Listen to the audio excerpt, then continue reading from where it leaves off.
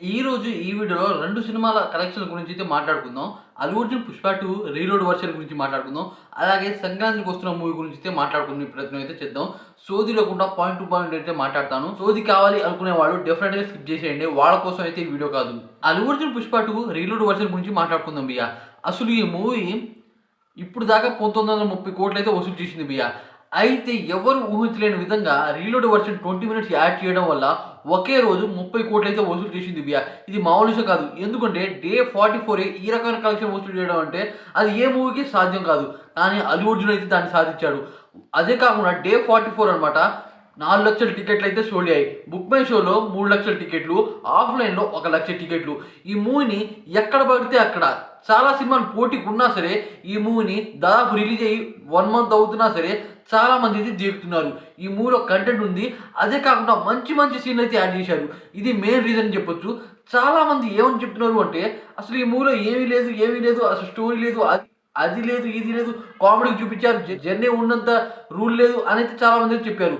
కానీ వాళ్ళందరూ నోళ్ళు మూసేలా అనమాట రీలోడ్ వర్షన్ అయితే దిగింది. డైరెక్టర్ సుకుమార్ గారిని హ్యాండ్స్ చేయాలి అని అనిపించేలా మాత్రం ఉంది భయ్యా. నాకు చాలా చాలా బాగుంది.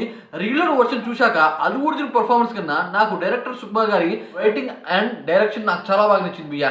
ఆయన మీద ఎంతో హోప్స్ అయితే ఉండే భయ్యా. ఎందుకంటే ఆయన రంగస్థల మూవీలో ఏ రకంగా చూపించాడు అండ్ రామ్ చరణ్ని క్లైమాక్స్లో ఏ రకంగా ట్విస్ట్ ఇచ్చాడు ఆ రకంగా పుష్ప మూవీలో కూడా ఇచ్చాడు. పుష్ప 2లో రీలోడ్ వర్షన్ రాకముందు అంతైతే లేదు. కానీ ఇప్పుడు మాత్రం ఒక రేంజ్లో ఉంది. అది నాకు చాలా బాగా నచ్చింది. దాని తర్వాత భయ్యా అనిల్ రావిపూడి గారు తీసిన సంక్రాంతికి వస్తున్న మూవీ గురించి మాట్లాడుకుందాం భయ్యా. చెప్పాలి అంటే భయ్యా ఈ మూవీ లాస్ట్లో అయితే రిలీజ్ అయింది. ముందు గేమ్ చేంజర్ మూవీ రిలీజ్ అయింది. దాని తర్వాత డాకు మహారాజా మూవీ రిలీజ్ అయింది. దాని తర్వాత సంక్రాంతి వస్తున్న మూవీ అయితే రిలీజ్ అయింది. అయితే game changer movie pan India లెవెల్లో అయితే రిలీజ్ అయింది. దానికి కొద్దిగా డివోట్ టాక్ అయితే వచ్చింది. అదే కాకుండా మన బాలకృష్ణ గారి డాకు మహారాజా మూవీ అయితే వచ్చింది. ఈ మూవీ బ్లాక్ స్టాక్ వచ్చింది. చాలా మంది దీన్ని దేకారు కూడా. ఈ రోజు ఉన్నా సరే సంక్రాంతికి వస్తున్న మూవీ డే 4 కలెక్షన్ 130 కోట్లు. ఇది మామూలు విషయం కాదు. ఎందుకంటే వాళ్ళు పెద్ద పెద్ద హీరోలు, వాళ్ళకి మంచి బ్యాక్గ్రౌండ్ ఉంది. అదే కాకుండా ఆ సినిమాలకు కూడా మంచి టాక్ వచ్చింది. కాకపోతే కామెడీ జస్ట్ ఎంటర్టైన్మెంట్ పరంగా ఈ మూవీ అందరికి నచ్చింది. ఈ మూవీకి టికెట్లు ఎక్కడ కొనాలన్నా సరే బుక్ మై షోలో 3 డేస్ దాకా టికెట్స్ అయితే లేవు భయ్యా. కాబట్టి ఇప్పుడే చెక్ చేసుకోండి. ఆ రకంగా అయితే ఉంది. నేను ఇప్పుడు దాకా చెక్ చేసే ఈ వీడియో అయితే చేస్తున్నా.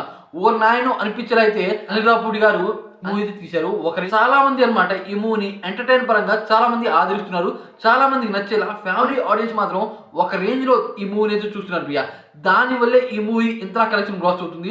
వెంకటేష్ గారి కెరియర్లో ఇంత కలెక్షన్ గ్రాస్ చేసిన మూవీ ఇప్పుడు దాకా లేదు భయ్యా. కానీ ఈ మూవీతో దాదాపు 300 కోట్లు కొట్టేలా అయితే వెంకటేష్ గారు అయితే కనబడుతున్నారు. ఆ రకంగా ఈ మూవీ కూడా భారీ టికెట్లే సోల్డ్ అవుతున్నాయి. భారీ రకంగా కలెక్షన్ గ్రాస్ అవుతుంది. అదే కాకుండా దీనికి మెయిన్ హైలైట్ ఏంటంటే టికెట్ రేట్ తక్కువ. అదే కాకుండా మన గేమ్ చేంజర్ మూవీ చూసుకోండి, డాకు మహారాజా చూసుకోండి. వాటికి టికెట్ రేట్స్ అనమాట కొద్దిగా ఎక్కువ ఉన్నాయి. దాని ప్రకారం చూసుకుంటే దీనికి తక్కువ ఉన్నా సరే ఈ మూవీ వాటికన్నా ఎక్కువ కలెక్షన్ గ్రాస్ చేసింది. ఇది వేరే లెవెల్ నాకైతే అనిపించింది. ఇక ఈ విషయం గురించి మీరే ఉంటారో కామెంట్ చేయండి. అలాగే వీడియో కొద్దిగా లైక్ చేసి ఛానల్ సపోర్ట్ చేసి సబ్స్క్రైబ్ అవ్వండి ఫ్రెండ్స్. ఇలాంటి మంచి మంచి అప్డేట్స్ ఇస్తూ ఉంటారు కదా ప్లీజ్.